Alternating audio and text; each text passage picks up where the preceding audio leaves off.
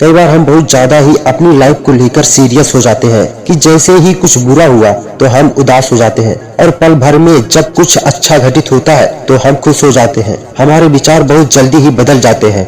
हम ये नहीं सोचते कि जो कुछ घटित हुआ है वह हमारे लिए अच्छा है या बुरा। हमारे साथ घटी घटना का भविष्य में क्या प्रभाव पड़ेगा ये हमें खुद पता नहीं होता है। आज ये कहानी आपको कठिन परिस्थितियों में धैर्य का महत्व सिखाएगी। एक समय की बात है, एक किसान था जिसके पास एक घोड़ा था। वह अपने इस घोड़े से बहुत प्यार करता था। उसे अपने घोड़े पर बहुत गर्व था, जो किसान की कमाई का जरिया भी था। अपनी इस कमाई से किसान अपने परिवार का पेट भरता था। लेकिन एक दिन वह घोड़ा भाग गया।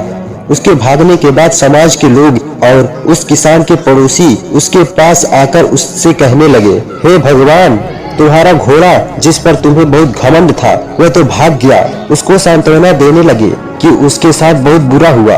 लेकिन किसान ने उसका जवाब बहुत ही सहजता से देते हुए कहा, हाँ, बहुत बुरा हुआ।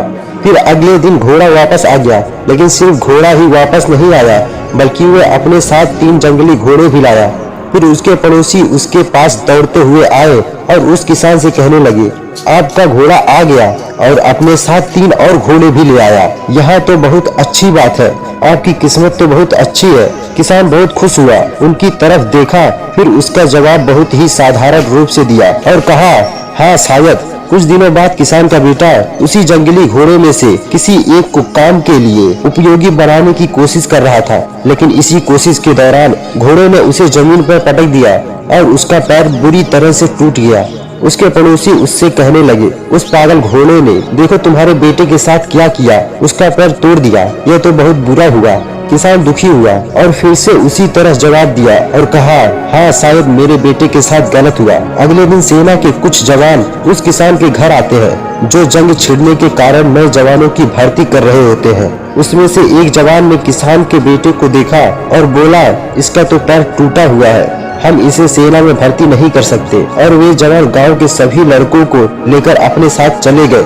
यह जानकर उसके पड़ोसी और बाकी गांव वाले उसके पास आए और बोलने लगे, तुम्हारे बेटे को तो जवान जंग के लिए नहीं ले गए, तुम्हारी किस्मत तो बहुत ही अच्छी है। इस आखिरी बार भी किसान ने फिर से बड़ी सहजता से कहा, हाँ, शायद। इस कहानी से हमें यह प्रेरणा मिलती है कि हमारे लिए चीजों को नकारात्मक ढंग से सोचने में जरा भी समय नहीं लगता है। जब भी कुछ हमारे अनुकूल नहीं होता तो हम उसे बुरा ही समझते हैं। लेकिन सच बात तो यह है कि कोई नहीं जानता कि जो हमारे साथ घटा है वह बुरा है या अच्छा है। इस कहानी में भी किसान के भाव में परिवर्तन परिस्थितियों के कारण होता है। बुरी परिस्थितियों में वह नकारात्मक हो जाता है और अच्छी परिस्थितियों में वह सकारात्मक। इन नकारात्मक और सकारात्मक परिस्थितियों के बीच के समय में धैर्य रखना बहुत जरूरी होता है। क्या आप वाकई में ये बता सकते हैं कि हमारे साथ जो घट रहा है वो गलत है या सही, बिना यह जाने कि भविष्य में उसका क्या प्रभाव पड़ेगा हम पर या हमारे जीवन पर? मुझे लगता है आपका जवाब होगा नहीं। हमारे समाज में, हमारे देश में ऐसे बहुत से महान लोग हैं जो अपने जीवन में असफल हुए, हारे, अनेक बड़ी बड़ी बीमारियों से लड़े, किंतु उन्होंने कभी भी अपना धैर्य नहीं खोया और ना ही हार मानी। यही आगे चलकर बड़े प्रसिद्ध हुए, सफलता के मुकाम पर पहुँचे और महान बने। हमारे बड़े बुजुर्ग सही ही कह गए हैं कि जो होता है अच्छे के लिए ही होता है। ये छोटी सी लाइन हमें बहुत कुछ सिखा जाती है और ये बात हमें कभी नहीं भूलना चाहिए। हमेशा कोशिश करते रहो, जीवन के पथ पर निरंतर आगे बढ़ते चलो।